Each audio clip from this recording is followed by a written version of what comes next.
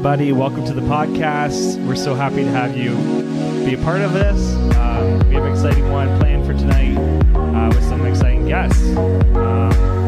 So without further ado, I'll introduce our guests. One's not a new guest. He's been on the podcast once before, and that is Pastor Gord. Hello, Pastor Gord. Hello, Caleb. Good to be here. Yeah, it's good for you to be a part of this one. He was a part of our community topic, or a podcast. So when we talked about community, and he did a great job, and he shared some really great insight of his years of experience being part of ministry. And I knew I really enjoyed that one. We also have Pamela Loft and Conrad Loft. They are married. I don't know if I needed to say that or not. But they're here to talk about their experiences with the topic that we're talking about tonight. And we are going to be discussing money, specifically giving, and we're going to touch on tithing and also just practical things of just budget stuff and how to be good stewards with the money that God has provided us with.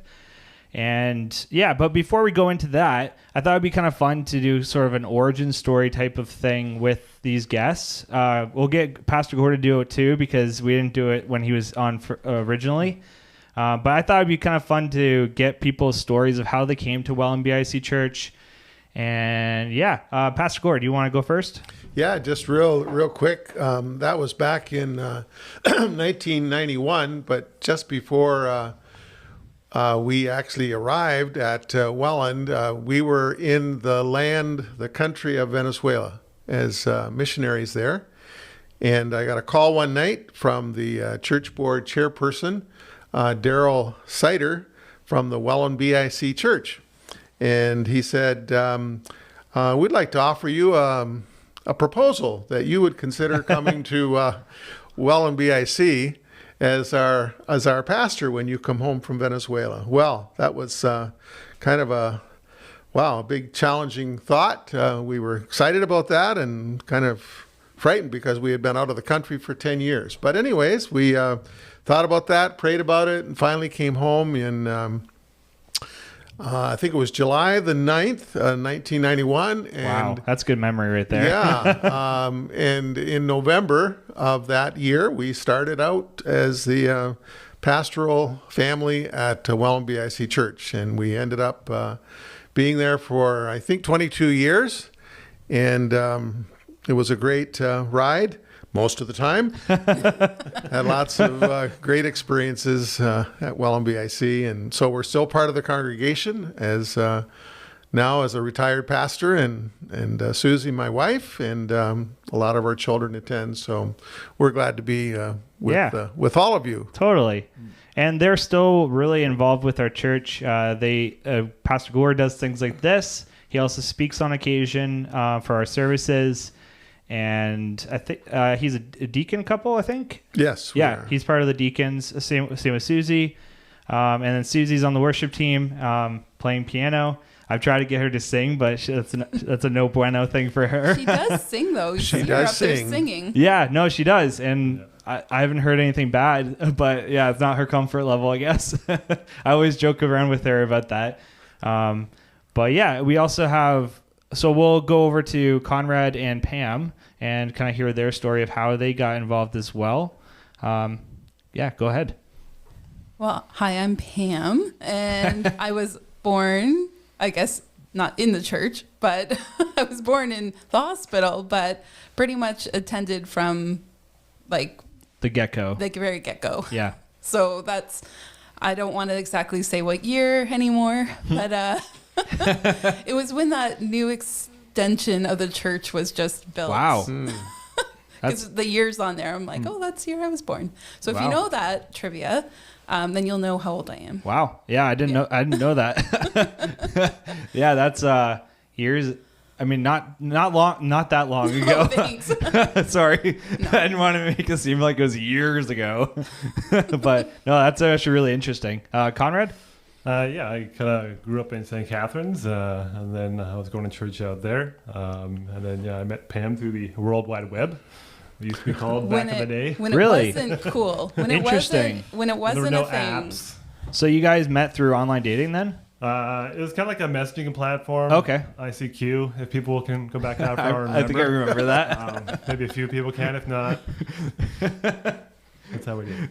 Wow. And here we are. I didn't know that. That's really interesting. Okay. Yeah, that what's nice about like these stories is like I learned. I didn't even know that Gord actually got his offer when he was still in Venezuela. It's just so interesting to hear these stories, and because like I've known all these people like for like years, like since I was a child, pretty much. Since you were born. Not that far, For because us. we went to Boyle BIC for like I think I was at Boyle for probably like 1 year of my life. But any years I remember has been at Welland, and I've known these people, and I didn't even know these stories. So I really find these really interesting. So we're going to go. So tonight as I said, we're going to talk about tithing, and we're going to talk about giving and the differences between those a little bit. And also we're going to be talking about budget stuff. The first topic that we're going to touch It's on, part of though, the spiritual disciplines. yes, series. is part of the spiritual disciplines series, which that's what we're kind of doing right now with this podcast. And again, these spiritual disciplines are very much, it's sort of like going to the gym. When you go to the gym at first, and I've shared this analogy a number of times, I think on every single podcast we've done. But when you go there at first, it's really, really challenging, and it's hard, and it's just about taking baby steps. And as you do it more, the easier it is to continue doing it. So the first thing that we're going to touch on, though, is I'm going to get all these lovely people to tell us how they would define tithing / giving, and are they the same? Pastor Gore, do you want to go first? Wow. Well, if I were to define giving, I would put it in a category of three other things. Okay. Because as we manage our money, Yep. as we manage our finances, we need to think about obviously earning money. We need to think about It's a good. we need to think about saving money. Yep. And we also need to think about giving, and then I've lost my train of thought. There's a fourth one there. Spending money. That's very important. So Yes. as we think of those four areas, four challenges of managing the finances that we have, giving is really an important part of that. Totally. Yep. And as believers, as followers of Jesus, we believe that He has taught us to not only give money, but to give of our time, to give of our lives, to give our everything as His followers and people. And so giving is very important, and we'll go into more detail about what that means. Yeah, totally. Pam and Conrad. Pam, you want to go first? So I guess when I think of, growing up in our church, like we always had, I know about tithes and offerings, and so I always think of tithing as kind of the thing that we do every Sunday. We give money and then the giving part, for me has always thought like when I give above and beyond that, if I gave, could be still planned in your budget, like a monthly giving or spontaneous, or giving more to the church than what you would normally, or it could be giving to a homeless person, or, or having, or to like Open Arms Mission, or like something like that, or even globally, like a little plug for the BIC Global Fund. Yes. Yeah. Shoot, I'm blanking on the name of it. The Nepal Peace Project through BIC Canada, or BIC Global, technically, yes. Yeah, or Ukraine. Yep. Like especially all those, these, totally. Yeah. Through MCC is a great one to do. Yeah. Yeah, but that's how I always, grew up thinking that that's kind of what it was, and that the tithing part was kind of because the church needs to function. You need to give to the church so that they can, be able to reach out to the people, in our community and globally. And you can't do that if you don't have money for a budget to do that with. So I think whether you call it giving or tithing, I guess tithing's a very more biblical term, which I know we'll talk about, but but I think giving is just, kind of that even over and beyond that. Mm-hmm. Yeah, totally. Conrad? Kind of just going on what Pam said. Kind of grew up, always seeing the parents tithe and whatnot, and that was kind of the example, and seeing that, and I kind of see that as well, where God kind of ask us to tithe and kind of support the ministries and totally our pastors and our communities and all things like that. And then I kind of see giving as well, where there's always going to be people in need and whatnot that's outside of your church and whatnot, and there's ways you can help other people that you're kind of giving on behalf of God, but just not typically through a church. Yeah, totally. Needs type of thing. So, Yeah, I think I would agree with all of you about how there is that little bit of difference in tithing. Tithing is more about giving to your church and the programs that the church does. It could be, there are some things that are built into the tithing for different churches. These different churches have different and this is something they talk about at their general meeting of where all the money goes. Some churches like our church will give to BIC Global. The different things they do.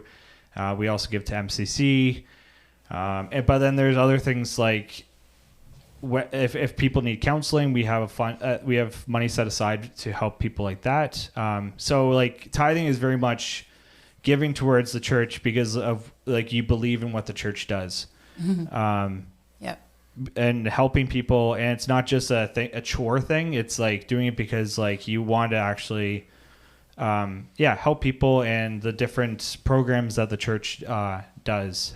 So that's how I see tithing. And then giving is I think giving is a lot broader of a thing. So I think tithing falls into the giving kind of thing. But again, it could be for example, we were just at Sobeys tonight, and they have that program where you buy a bag of groceries and you put it into the one spot, and then that bag of groceries goes to a family that needs it. Needs food, and because they don't have the funds to buy food, unfortunately.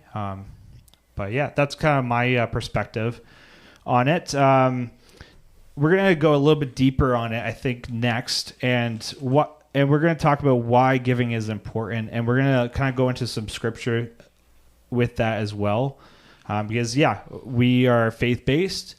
We believe in what the Bible says and what Scripture says, because if we're just going off of what we think, it doesn't always go well.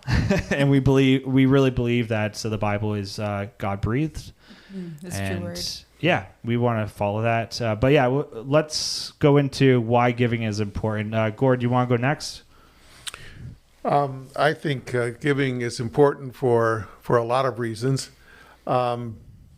Obviously, as has been shared already with this conversation so far, is that we give to to our church. We give beyond our church to the needs of people, and we give because we know that God has called us to go and make disciples of all nations, and that requires giving.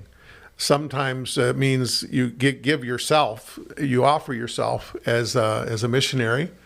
Sometimes it means you support someone who goes. Totally. You give by praying for people who serve the Lord.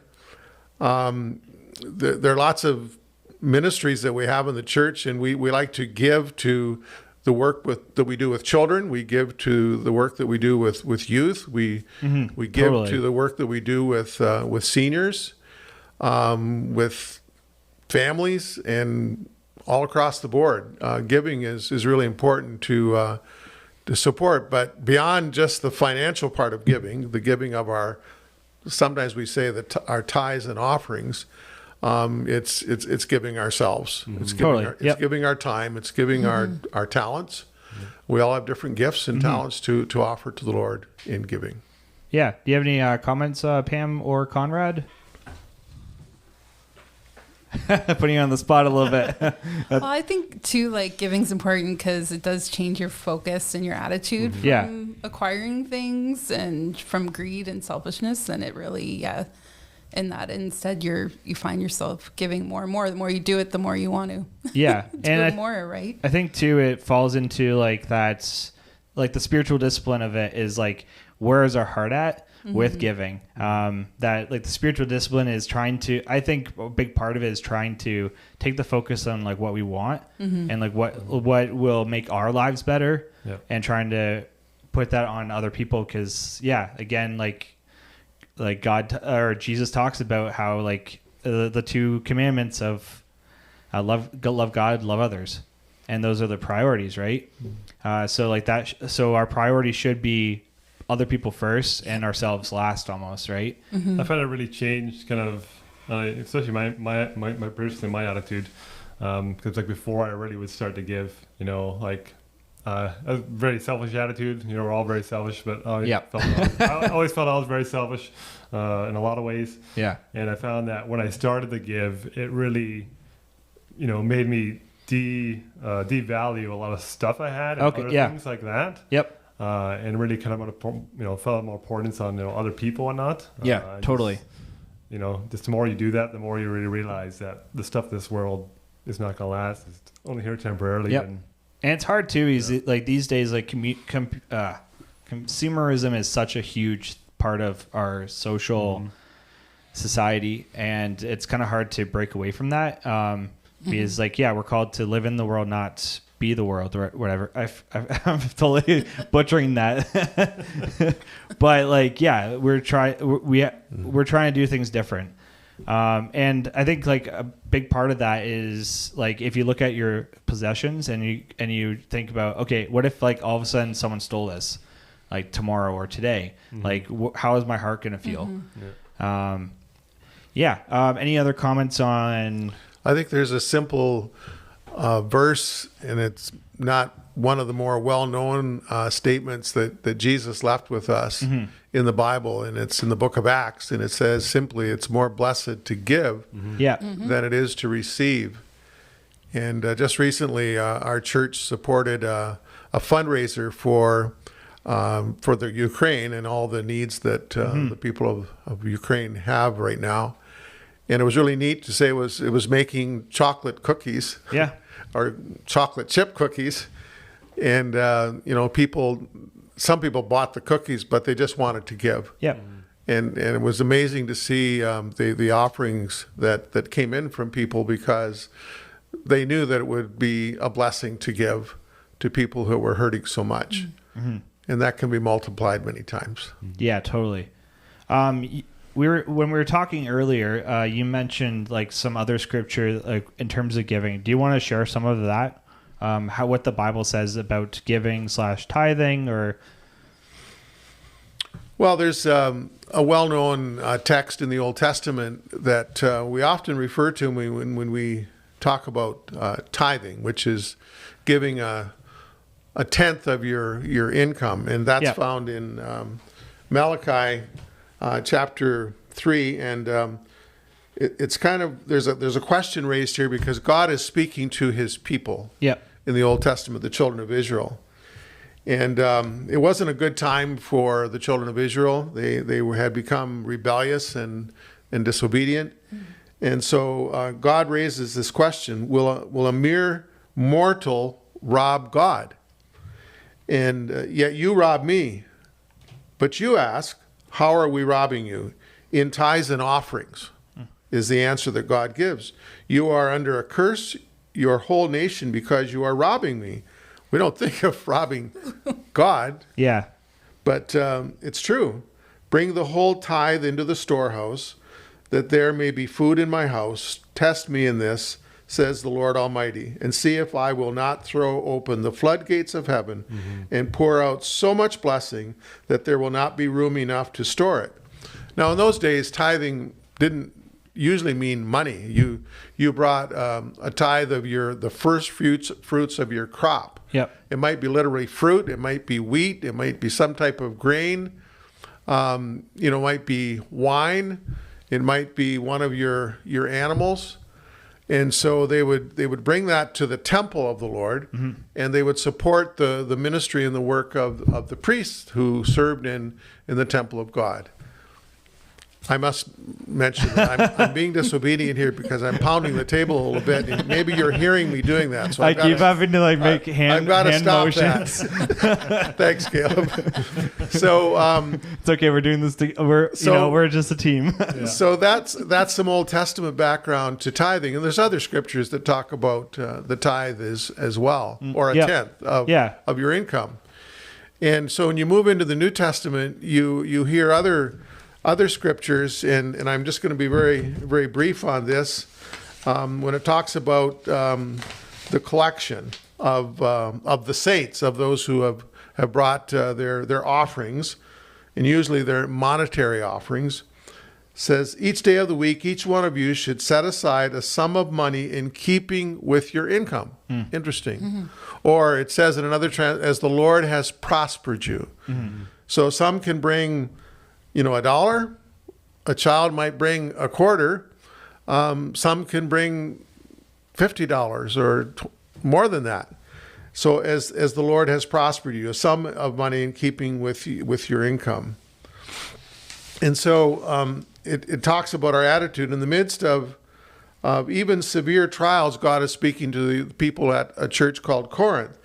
Their overflowing joy and their extreme poverty welled up in much generosity as they'd give to a group of people who were suffering more than they were. And so it goes on to talk about, giving cheerfully. Yeah. Or some would say giving hilariously to the Lord, and to do it with a spirit of gratitude. Yeah, totally. And I think a big part of something that comes to mind when hearing that is that I think we all grew up with the legalistic rule of 10%, which I'm not saying setting aside 10% to give is a bad thing at all. I'm not saying that at all. But I think there's more to it than just monetary. I think there's the side of giving your time that people kind of get into the habit of I've given my 10%, I'm good. I could just sit in my pew or sit in my chair and kind of clean their hands. I'm good. But I think a big because you talked about animals, wine, what they had, and let's say you're in a spot right now that you're financially stressed and you can only give a little bit, but you do have a lot of time on your hands. Something you can do is give your time. And I should say too, this is not a guilt fest. This is not a guilt fest of you should give more money at all. This is just another spiritual discipline that Jesus calls us to. And we believe that's really important, whether it's giving to different charities, giving to our church, or whatever. It's a good practice to get into. Any other thoughts on what is giving, or is giving important? No? Okay. Good. One thing, it's not on our sheet of our agenda, because we have agendas, because we try to be on a topic as much as we can. But something I want to bring up though is what is not giving? And something that pops into my mind is using giving to get to receive back. I feel I don't know. I've heard stories where people are I'm come up to pastors that I know, and they're if I give this, I've given so much to the church, I deserve this to happen at the church, right? But giving is giving. It's not about no strings attached. Yeah, exactly. It doesn't. There's no two-step thing. It's just giving, right? I think that's something important to point out as well. Any other thoughts on that? But then we also talk about stewardship too. So you might be the recipient of that gift. Yeah, sure. Whether you're the church or another charity or whatever. So that's the other important part, is being the recipient. Yeah, totally. Yep. Yeah. I think our attitude towards giving, or our attitude towards money, is really important. I really believe as followers of Christ, that he is the owner of our lives. Yeah, totally. We have come to him in faith, and we have come to offer ourselves and everything that we are as living sacrifices, the Bible says. And so when we recognize God as the owner of all things, even though we live in a world, at least in our part of the world, the Western world, private property is really important. That's my house, that's my car, that's my this. But as a Christian, our attitude, I believe that God changes us to think that God has given me all these things to use for not only His honor and glory, but for the good of other people. As well. And I think that's an important point because, again, like He's given us these things. They weren't ours to begin with. So like we can't have this like hoarder type of attitude where it's like, these are mine. Like they're no one else's, and these are like, my things, when like they weren't ours to begin with. So I think that like giving kind of gets us back to that posture of like, these weren't ours to begin with. So like, why am I getting upset about giving them? So I'm going to kind of move on to like the next thing that we're going to talk about. Well, actually, what Conrad and Pamela are going to share about. And what's actually kind of exciting, one of the reasons why we wanted to get them on this podcast is they have a really cool story, a really powerful story about finances and how God kind of worked with them through that. And we really wanted them to share their story.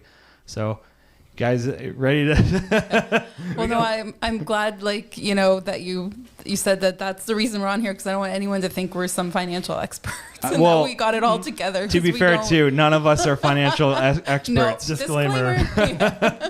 Like we're all here just sharing from our experiences with like what we've learned over time, some more time than others. I feel like the young one. No, I didn't mean it. Thanks, Caleb. No. Oh, man. No. That's where we cut the commercial. Anyways. But none of us are experts. We're just going from our talk about like our convictions and our experience and all of that. So, I think that's a really good point. Yeah, and we're still a work in progress on this area. Same. We are not going to give you, that one thing you can do to get yourself out of debt kind of thing, because that's not our story at all. So that's what you're looking for today. I hope you'll hear us out, because it's certainly not that. But definitely. I think just as like before you start to like what they're kind of going to be sharing about is very much like the practical, like the stewardship side of things, like sort of what we just talked about, how like God gives us what we have, and like how do we do it? How do we use that He's has for His glory, or like wisely? I think. So they're going to kind of talk about that a bit. Yeah, so we were just going to share a little bit about, I think it's important to know kind of where our hearts were at, like going into this, and then how God changed our hearts through it. So just to kind of give a little bit background story about myself, and Conrad will give a little bit about him, and just our desire to want to give more. So as I know Caleb's aware, because he's from a family of 5 kids. It's a lot of mouths to feed. So, and we only had, with my dad working, so like the one income, and my mom would sometimes be able to work a little bit on the side doing babysitting, having more kids around.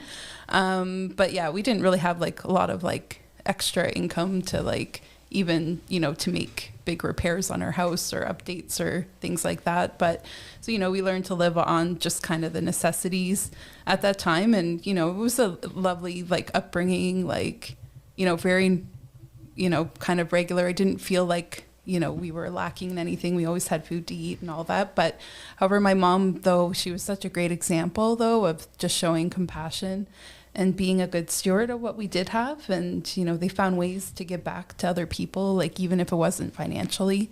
And so I saw that. And my mom would always find ways to help others. She'd make extra meals for others. I could invite friends over like anytime, and she would feed them. I never had to worry about that part, and that she'd even have people stay in our house that was already pretty full. I remember like, that. Always Like room for rent. more. Yeah.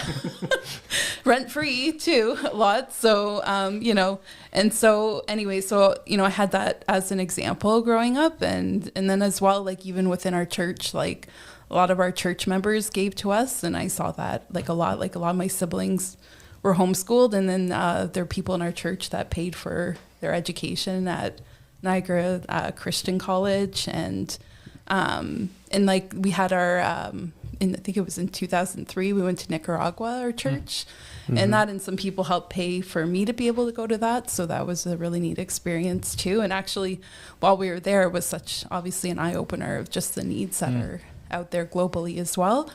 And even, I don't know, you guys might know who it is, but one fellow in our church even left everything he had there. We were going back except the clothes on his back, and just to help out. So there's seen like a lot of examples of compassion towards other people and giving, and I think that just kind of like kept that desire in my heart to want to give back.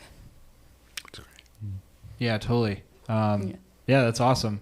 I should preface too, everyone has their own story, and like I actually like relate a lot to what you're talking about, because like I grew up with that too. Yeah.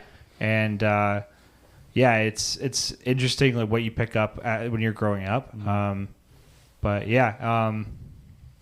Yeah, mine was a lot similar too. My family didn't have a lot of money growing up. Again, kind of 5 kids in the household type of thing. And, I always saw my parents, give faithfully every week, saw that envelope going to the tray, saw that. And I also saw, them be blessed by other people in the congregation as well by their giving to our family. They help pay for us to go to Christian school, which costs a good amount of money. Help out with, repairs and stuff around the house, stuff like that. So just seeing that just in the church too, just people, giving that good example of doing that. So yeah, you learn, like you said, learn a lot. See, you don't really realize it when you're younger, but when you get older, you kind of look back and be like, oh yeah, people did help out. And yeah, it's kind of interesting, like hearing that, because like there's that expression of like where like what's the expression where like it's not just like your family when you're part of a church, like it's like that's your family too, and you get like you see examples like it's like something about raising as you're raised by the I don't know. It's an African saying. I think you're looking for. Yes, I feel. Yeah, you're a child of the village. Yes, yeah. It takes a village. Yeah, it takes a village. That's it. But it's so interesting being a part of church and actually getting those examples. Like it's awesome. Yeah, and I think I wanted to mention too, like as part of the reason I went into nursing and became a nurse was. Certainly seeing a lot of people in our church who are nurses, and I just want to say Happy Nurses Week to all the nurses in our congregation, retired nurses. We got lots of them. But yeah, like I knew, I wanted to help people. That was a big reason why I wanted to go nursing. But also, I knew that there was also a serious shortage of nurses, and that it was only going to get worse was what we were being told with baby boomers going to be retiring and all that. So, and I knew it was a well-paying job that had good benefits, retirement plans were good. So I was already planning financially at that point before when I was finishing high school. Right. Yeah. And deciding what to do. So, but yeah, people always ask like, why'd you go into nursing? Usually it's because you have a family member who's a nurse. So that's true. That's true. Yeah. And but I'm like, no, I have other reasons. So and a big part, of course, was I wanted to help people. That was the big part of it. So kind of we came kind of from our different families, have our different experiences. And of course we got together, we got engaged, got married. She going to nursing school and not coming from a lot of money to kind of help her out, going through that, doing a lot of her own. She had a lot of student loans. I had them too. We had, car loan. We had a couple of credit cards, especially, paying for the wedding and all that kind of stuff. Right. Yeah. And I'll admit, we were not very financially responsible back then, making great decisions, priorities and doing stuff. So we kind of accumulated, once we kind of looked at it, about $77,000 worth of debt. Plus a mortgage. Yeah, plus the mortgage. So at the time, obviously, was, a lot of pressure, and you got to pay that off, and definitely brought some stress to our marriage and whatnot. Yeah. We're trying to deal with that, and kind of growing in our Christian faith. We kind of got into God's word more, and we started listening to different podcasts. There's Dave Ramsey's, and there's other sermon series, stuff like that. And so we got convicted, about our finances and how we're spending it, and how spending God's money type of thing, and using that the right way. So we kind of. But I think we both felt like we both wanted to give. Like that was our thing. Like we're like, we both wanted to change. We both wanted to be able to give to other people, to give to church, to be able to give, and we just felt felt like we couldn't. Yeah, totally. It felt like there's no money left. Like you're drowning almost. Yeah. Trying our normal expenses and then trying to pay off everything else. Like we could barely pay the interest, on the credit cards and stuff. And, yeah. And just going through, I remember this one sermon series where I was listening to, and they really challenge you that there's that story of the woman in the Bible who, even though there's all these people kind of giving, the Pharisees, and they see this woman who gives like it was like a penny or 5 cents or something. Yeah, it was still nothing. Yeah, it was like everything she had. Like almost all the money she had, and and they were kind of scoffing her, and Jesus turned them and be like, she actually is giving more than you are.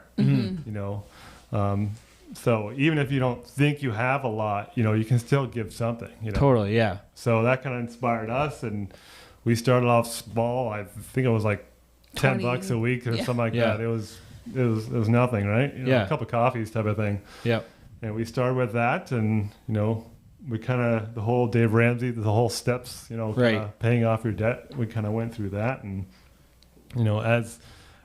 as we kind of started doing that, we felt God really blessing us in our finances and helping us out more. And so anytime that happened, we gave a little bit more. We increased our giving, and not even that. Like we just did. Like as soon as we had, as soon as we could, we were giving more and more and trying to increase it week after week, month after month. We kept challenging ourselves. And now year after year, we continue to keep challenging ourselves. Like, it's not like, let's get to 10% and then stop. Like, it's like, no, totally. Like, what more can we give? Yep. Yeah. Yeah. No, that's a really great story, because I think a lot of people can relate about that story. Like, I know, like, and I'm not an expert with finances. We aren't definitely not. We're trying our best, and like me and my wife are trying to get better and better and wiser with our finances, especially because money can be a huge stress thing within a marriage, like you said. I found too, like coming out of college, like. You come out of college and you're like, dang, like I have all the freedom. I don't have my parents telling me like what to spend my money on, what not to spend my money on. I could do whatever I want. And then it kind of catches up to you. And like then you get in some debt, and it feels like you're drowning a bit. Definitely. I could definitely relate on a lot of that. Do you guys have any like tips that you found? Well, because like you mentioned the Dave Ramsey program, which is a great program. If you're in a lot of debt, it's a really helpful program to go through. It can really help you out. I definitely suggest looking into it. But do you have any tips that you found helpful while going through that? Like, I guess it's a process, I think, is the first thing. Right. Like, it's not just like with the discipline, right? Like, it's not, you're not going to be immediately out of debt. Like, it took us 4 years to be able to say we were debt free. Yeah. So it was, it wasn't like I'm just gonna eat like process. Rice for. It's not like a diet where like, oh, you just have to take a pill and you're good. Yeah. It's a process for sure. Yeah, it was definitely a process, but we did learn a lot through it, and just even the act of giving faithfully, and that it does, it's not easy. It requires sacrifice, but we've been shown time and time again, like that just give, like even if it's just a little and you're feeling like you can't give it, but it's important to still give. Yeah. And it really changes your attitude towards, stuff, where I felt it really changed how we viewed the things we had and whatnot. And the more you give, you can really see it benefiting the church and even other people. Yeah, totally. And just seeing how God's working through that. So it just makes you want to give more. But yeah, are you asking like to go kind of in the next question about ways, or Sure. is that Yeah. okay with So you? next thing on our agenda is Yeah. talking about practical things with budgeting, because it talks about in the Bible about being a good steward, and we've talked about this during this podcast of just being wise with what God has given us, because it wasn't ours to begin with. So it's like having a good budget is a really good thing. And let's dive into that. Do you have any comments, Gord? I really appreciate what Pam and Conrad have shared tonight, because I think there are a lot of folks out there struggling with debt, Yeah.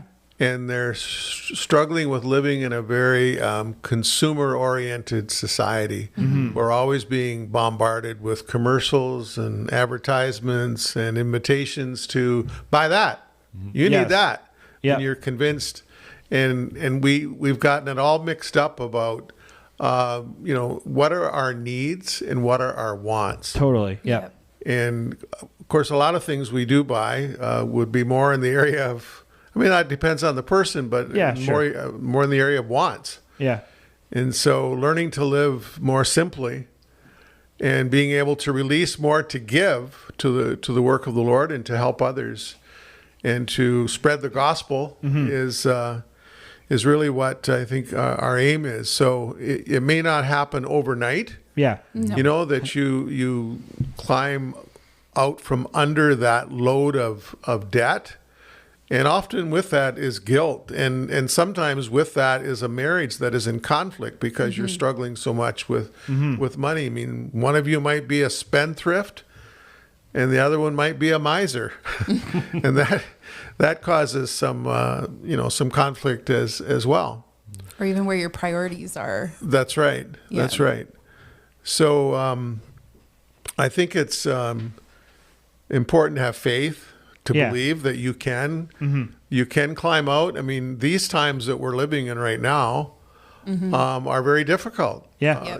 For pretty much everybody, unless you're a very wealthy person and you've got a lot set aside that you can go to at this time, because cost of living is increasing rapidly, and inflation is huge, and compared to other people in the world, Totally. Some countries, inflation is just skyrocketing and out of control. And so we just have to believe that God will help us wherever we are at to start moving in the right direction and to live within our means, and get back to setting that offering aside. But before you do that, you have to set your life aside. Say, Lord, I want to. I know you can help me. I know I can move beyond the loads that I'm under now, or we are under in our marriage and family life. Totally. Yeah. And we live what you talked about, like how, we keep on being encouraged to live outside our means. Like it seems like the media just keeps doing that. Like, you deserve that car. You deserve like this thing. Like that's like kind of shoved down our throat. It's like a right. Yeah, exactly. Like, if you don't do this, like you don't have, you're not getting like the human rights you deserve. Like just like getting that Starbucks cup or coffee or whatever, right? Like it's like you deserve that, and that's shoved down our throat all the time through like ads, media, and just like watching the like people around you too. That's like a hard one, because you're always comparing yourself to like the people around you, like at church, like whether or at work or friends or whatever, and you're like, oh man, their car is super nice, and then you feel like you're missing out when even though you might have a car that's super reliable, like that's what takes you from A to B, like you still feel like you need that extra thing. But it's coming back to that spot of just understanding what we need versus want, and part of that is just budget too, like. And maybe we should go into that a little bit, especially these days, because like budget, like with, as you mentioned, like prices of things going up, like the gas prices specifically. Oh my goodness. Like, I do not envy people with trucks. Diesel. Diesel. Yes. Yeah. It was like $2.50 the one day, which is like, Oh man. Yeah. But yeah, budget, especially these days, becomes very important. Or groceries. We've watched our grocery bills go up Yep. higher and higher and higher. And Totally. yeah, and if you're listening tonight or before Saturday, Open Arms Missions Food Drive is this Saturday. So, Yes. That's right. yeah, Yep. if you have some food in your house, you can put out on your porch before 9 a.m. or you can donate to them. Yeah. Yeah. No, that's definitely. That's a great encouragement. Do you guys have any tips on budget? Yeah, like I know some people, have like an actual laid out Excel spreadsheet they have Yeah. for budget. Yeah, we're not that intense. We've never done that. We've written out like all of our bills and all Yeah. of our like kind of like this is what we usually spend on food and Right. whatever, and we'll revisit that. I was And going to that- know what bills are coming up. You Yeah. know, bills Yeah. always come out the same day every month. So, Right. I'm always looking ahead, get a paycheck. Okay, this is coming up. So I know I got to pay for that. I always give to the church, even, if the week is tight or whatnot, because Right. that always comes first. But yeah, just, Yeah, just well, and bills. first we created an emergency fund too. Oh, yes. Like Yes, that's kind of yes. like what our first thing we did. And Yeah. that when we were trying to get out of debt was to have that emergency fund. And then I think what's really important is to define what's an emergency, because we had quite a few arguments over that. I woke up this morning and I'm just so tired. I just need a coffee. It's an emergency. Yeah. So like having that in case like, you have a major appliance or a major car repair or things like Yeah. that. You're not like, oh my goodness, like I have to get out a loan to pay for this. Like, Did you find it difficult to move from a debt load to creating an emergency fund? yeah, like I think we did that before we even paid Yeah, off our because that's debts. step one is to get the Yeah. $1,000 emergency fund. So I So think we once saved up for that first. once you got to that point, we saved it up. It felt like we had a bit of breathing room. Right. So we're not stressed out much. And then we kind of went on, okay, we're going to pay off our credit cards first. So pay off the smallest one first, get that one paid off, then use that money to go towards the second one. And so, next type of thing.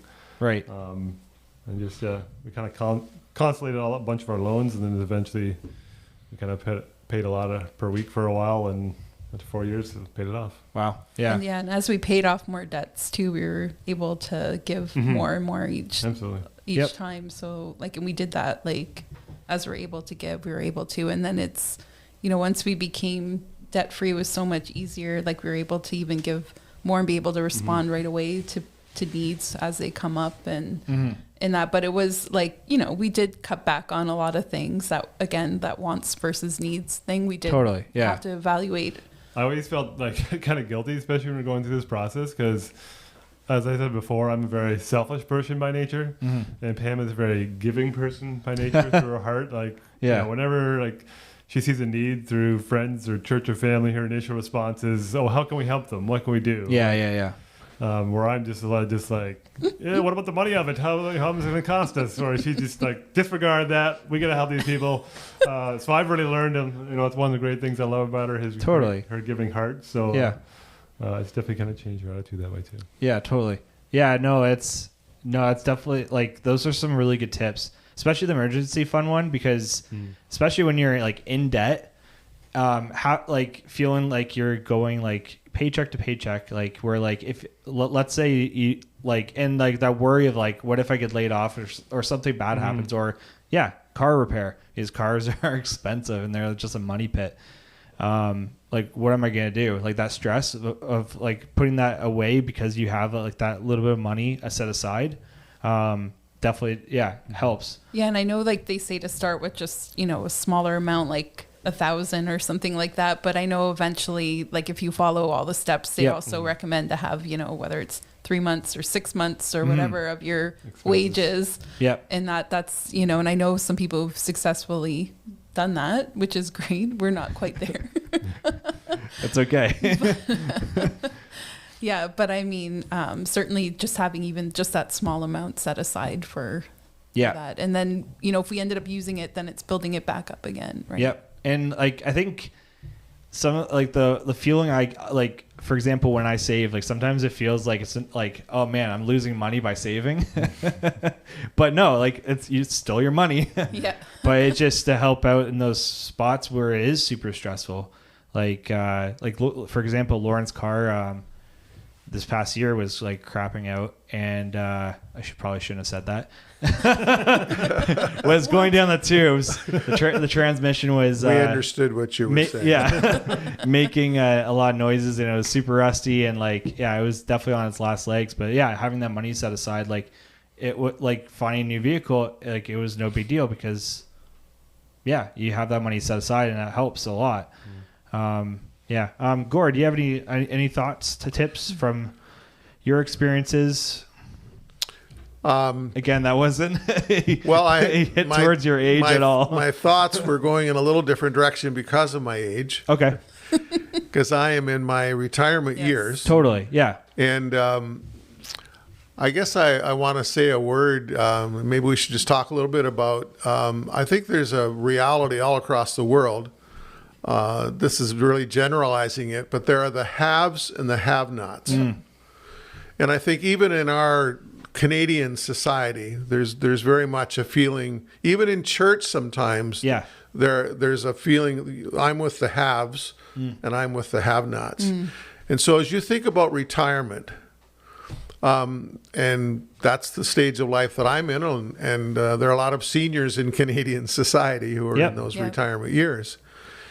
And so if you're dealing with just, maybe two pensions that you have to support yourself in retirement, the CCP Canada pension plan, or you're dealing with old age security, and you're planning to live on that retirement, there are lots of people that are in that category. And then there are the people that had a pension in their employment years.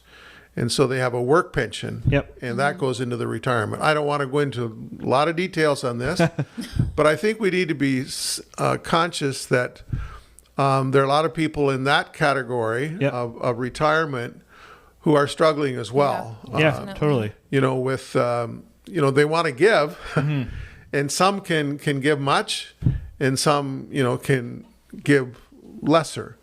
To the work of the Lord. And I don't think people should feel guilty about that, because some people are living on 4 pensions that they have stored up for this world.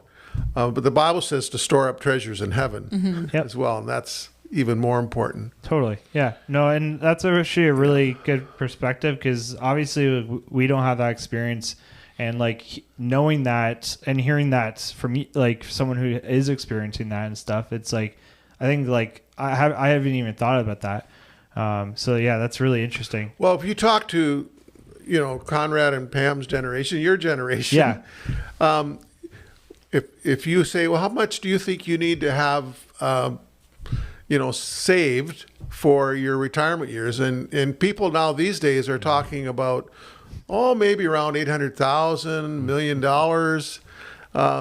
It's surprising, how things have changed in what our expectations and our attitudes. And obviously there's a lot of people in even our Western world and in our wealthier countries like Canada, the United States, who, can't even ever hope to have that kind of, retirement savings, because they don't have the pensions to back that up. Well, especially these days, so that the government support is becoming less and less of a thing for like at least my generation. And it's something you really have to think about with a budget is if future stuff, because it's not just relied on pension anymore. No. Like especially in ministry, like right now, like I'm not a pastor, so like with just being a staff member, like I don't have a pension, so like I have to think about our I always mess that up. RRSP. Why did they do 2 R's like right back to back, right? Registered retirement. Yeah. But like it's something and then kids education funds. Kids education funds. It's things you have to think about like right now. Like I'm in my 20s and I have to start thinking about that. Like it's kind of nuts. So it's definitely important. Oh man. But just, if you're trying to get a house, or pay your rent, like that's the big struggle it's a lot hard. of people are having right now. It's just, where am I going to live and be able to afford? Well, housing is a big issue in our Ontario elections coming up. Yeah. Yep. That's a huge hot topic on like platforms and stuff. Yeah. It is. But anyways, I think we, all through life, we need to balance, I tried to speak about those 4 areas earlier, your earning years, your spending, and your savings, Yep. and your giving. That's a challenge all through Yep. life to balance those 4 areas of your Yep. life. Yeah. But we And- can do it with God's help. Yes. Totally. And it's good to, look at what he says about giving. And it's good to be good stewards of the money that he has and not just try to have that others first mentality. Because I think it helps with budget too. Like if you're not all about what can I spend my money on, if you're about giving and stuff, I think it does help with your budget as well. At least I've found that. I think it's important to define what works for you. Like for example, you guys mentioned that you're not spreadsheet people, No. which is totally fine, and that's what works for you. I love a spreadsheet. I have a whole spreadsheet of net earnings and all of that, but that's what works for me. But it's all about being wise and finding what works for you. And if you are struggling with debt and stuff, which is a real big thing, and no one really talks about it. It's kind of a taboo thing because I think there is a shame aspect to it. And something you just kind of try to shove in the corner and not think about it. But if you are try to look into programs like Gordon Ramsay, because Dave Ramsey. sorry, Unless you want to become a chef. I make Shoot. that mistake all the time. I always make that All the mistake.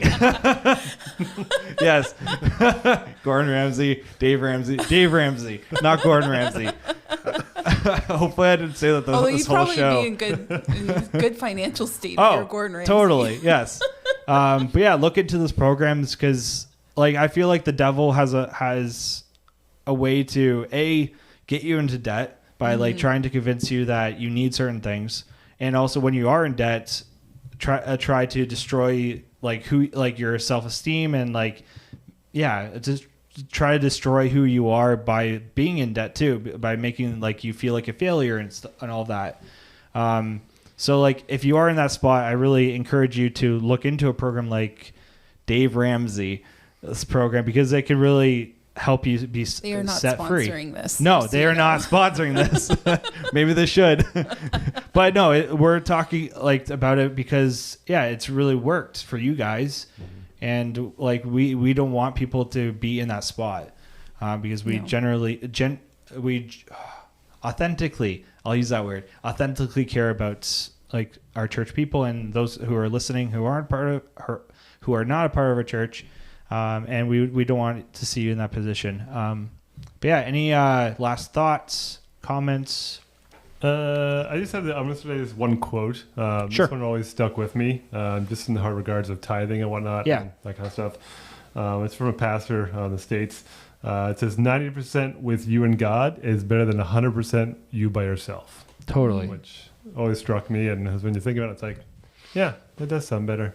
Yeah. No, that's a really good. Yeah, that's a really good quote. I was talking to some people recently about sort of that same thing about trying to do it on your own versus doing it with God, and the whole concept of I don't know why I'm going down this bunny trail, but the whole concept of hell, big topic, is life without God, and why would and I feel like people kind of put themselves through that sometimes by trying to just do it on their own, and where we need God in our lives. We're built in the garden. We're built to be with God and be in community with God, and God to help us through different things.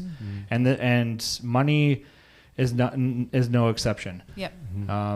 So yeah, God wants to help all of us through this because money is a huge thing, and it can be a huge stress in our lives, for individually and also in marriages or relationships. So yeah, I think that's a good quote. Thank you, Conrad. Yeah. Any last thoughts? I feel so weird being in this position. I like it. Pastor Andrew's away right now, so usually he does this, so it's a little bit different. But yeah, good job, Caleb. Good job. Thank you. But yeah, I think that's all. Thank you for joining us. we're so happy that you're listening, whether you're listening live right now or in the future, either on Spotify or on our YouTube channel. But yeah, I think that's all. Thank you for joining us. I hope you have a good rest of your night or morning or whenever you're listening to this. Amen.